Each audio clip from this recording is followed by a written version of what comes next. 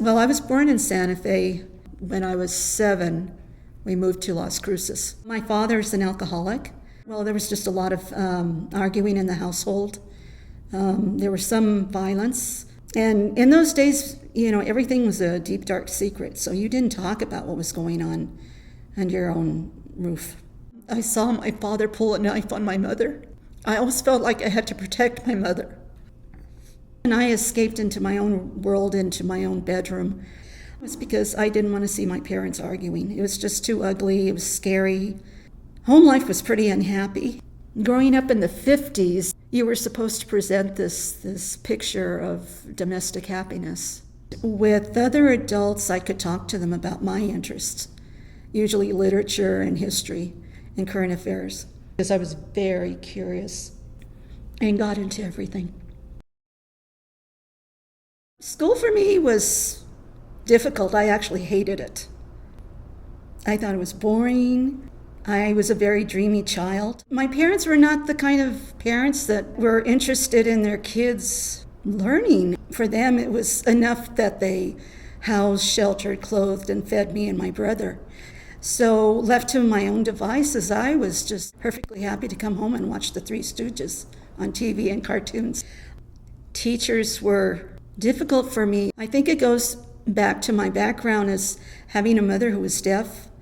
I grew up learning sign language, and I was always very focused on watching her facial expressions and gestures.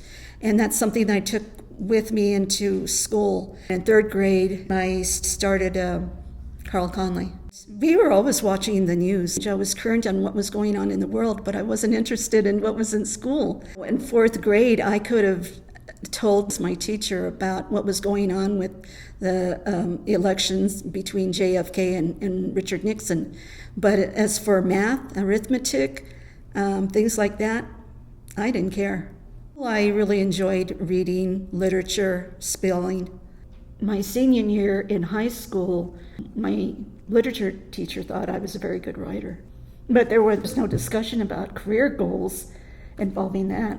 I was always self-conscious, shy, fearful, I don't know, about going to counselors because I didn't even have goals. And I was afraid they were going to tell me, well, be a secretary, which I wasn't interested in being a secretary. And I think I was just not meant for school. I think in some ways I was learning disabled, and it was hard for me to follow things that I wasn't interested in. I always felt school was very oppressive. I think schools are much more accommodating and open for kids compared to when I was attending school. I always enjoyed reading, and I got that from my parents. They subscribed to magazines, things like Life and Look magazines, and 3 newspapers. When I graduated from school, and I immediately started working with Hanes, which was a textile manufacturing plant in Mesilla Park. I worked for 25 years, and there were a number of jobs that I did. The majority of people who worked at the plant were women, and the only opportunities to advance would have been as a supervisor. The management level were all men from back east.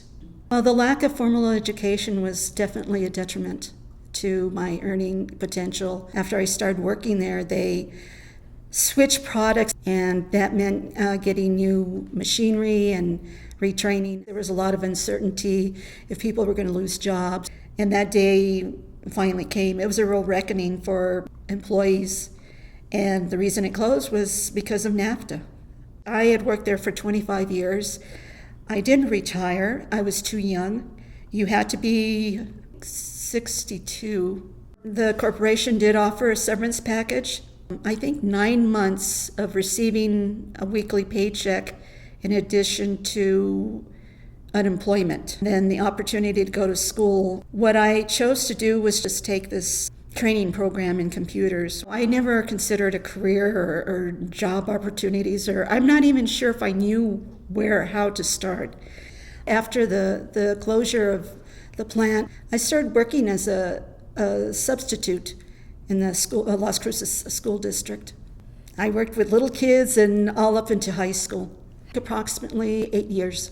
Stopped working with the school district because my mother had died, and then I moved in with my dad to take care of him. When the Martinez administration came in, they changed standards, so you have to have a bachelor's degree. I'm not able to go back to substitute teaching because I don't have the degree. The house that I grew up in, it's a house that was built in 1959, Dale Bellama House, and I still live in that house. My family moved into that house in 1960. There's a swamp cooler and there's one ceiling fan. The house, I don't think, has much in the way of insulation. Sometimes it's hotter in the house than it is outside. And the setting sun in summer is pretty brutal. Trying to stay cool, well, I shower 2-3 times daily in pure cold water and stay in a certain section of the house to keep cool.